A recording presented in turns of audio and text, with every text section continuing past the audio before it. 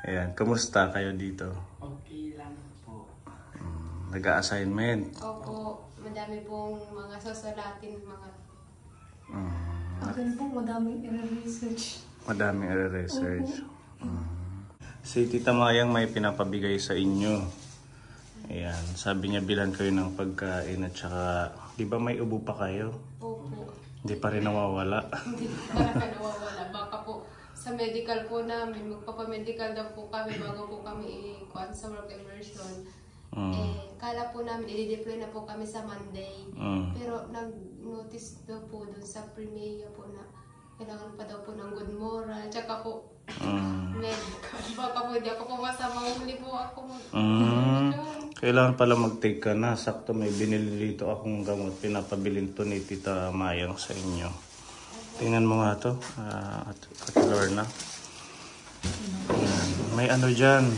Robitussin. Nandito yata. Tapos mga pagkain nyo. Tinapay itong almusal.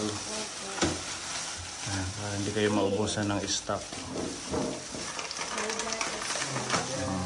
Napansin ko kasi wala kayong gatas. Kaya dinagdag ko na lang yun dyan. Inom kayo ng ano sa umaga tsaka bago matulog. Ito po. Ayan. Dalawa yan. Para magtitake kayo niyan, kayong tatlo. Parehas kayo may mga ubo. Binilan ko kayo ng vitamins, 2 bottle din yan. Ang sabi ng pharmacist, huwag nyo daw inumin yan ng daytime.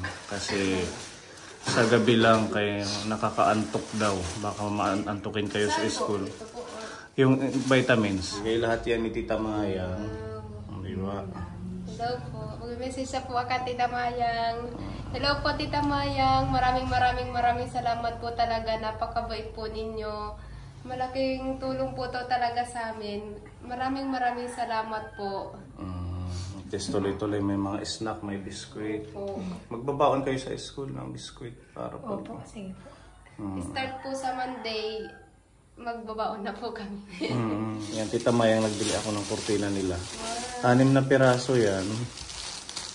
Tingnan natin, Lorna. Para po. Opo, para uniform yung sa taas. Okay po. Opo, sige. Ayan. Mura lang, 120 lang. Para hindi kayo kitang-kita sa gabi doon. Okay. Ganda, ano? Kahit dito sa baba, hindi na. Okay na yung ganyan, ano? Sa gabi naman kayo natutulog doon sa taas. Okay, so kakabit na lang natin mamaya. Yes. Hello po sa mga titos and titas na nagmamahal sa amin. Gusto ko lang pong magpasalamat ng marami kay Tita Mayang, kay Tito Bong, Tita kay Tita Katsa, at sa iba pa pong tumusunod sa amin. Maraming salamat po. Sana palagi lang po kayong healthy and sana laging malusog lang. Opo, dapat ganun lang. Lahat tayo dapat malusog. I-bless kayo ni God ng marami. Siya na pong bahala magbalik sa inyo ng blessings na umaapak. Ayan. Yung sinasabi mo sa Monday na mag-ano kayo, OJT nyo na yun? Opo, work immersion po na. Para sa? Required daw po yun sa graduation po, hindi ka po makakagraduate. So sa hotel kayo mag-OJT? Opo. Diyan sa Primea Hotel? Opo. Kala po namin, nung una po, super excited po kami. Kala po namin gaya po nung last year na mga elementary school lang po yung pupuntahan, magtuturo lang po. Tapos yung sinabi nila, nawala po yung excitement namin, pinapalitan po ng kaba kasi po, grabe po, hindi po namin talaga in-expect. Nag-expect po kami na magiging mom and sir po kami. Anong gagawin nyo sa Primea Hotel? Kahit kung ano daw po yung may assign po sa amin. Yung management ng hotel, sila yung magde-decide kung ano yung magiging ano nyo doon. Sila din po yung magbibigay po sa amin ng grade. Okay. Sana po Kasi talaga matanggal na tong... matanggal na yung ubo mo. Kaya start ngayong gabi mag-take ka. Para by Monday, hopefully mawala na yan. Okay, yan. Si Kuya Jesus, anong update sa'yo? Nag-assignment? Ganun? Opo.